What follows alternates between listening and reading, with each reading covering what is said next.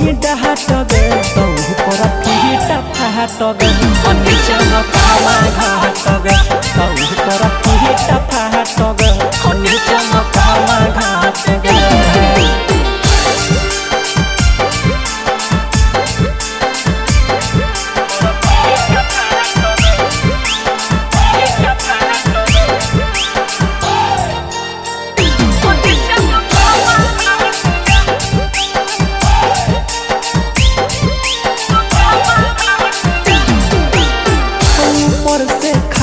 छौरी लागही कमसी लगे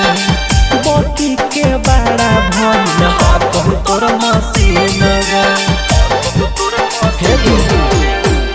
ऊपर से खाली छौरी लागही कमसी लगे बोती के बड़ा भन कहू तोर मसीन देखा के हो पंजाबानी सबके देही छहट गे देखा के पंजाबानी सबके देही छहट गे तो ऊपर पीटा फाट गे नीचे मकावा घाट गे तो ऊपर पीटा फाट गे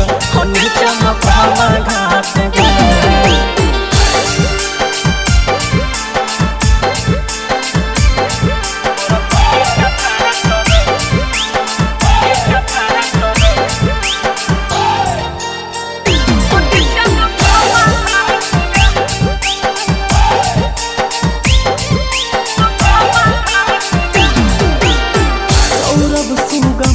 छौरी खोला भेटौ पोल गे कितना पानी में मखी देतौ तोरा तल गे सौरभ सुगम तोरा खोला भेटौ पोल गे कितना पानी में मखी देतौ तोरा तल गे देख के तोर सामान फेल हो हाट गे तोर सामान फेल हो हाटगे तो ऊपर पीटा फाटगे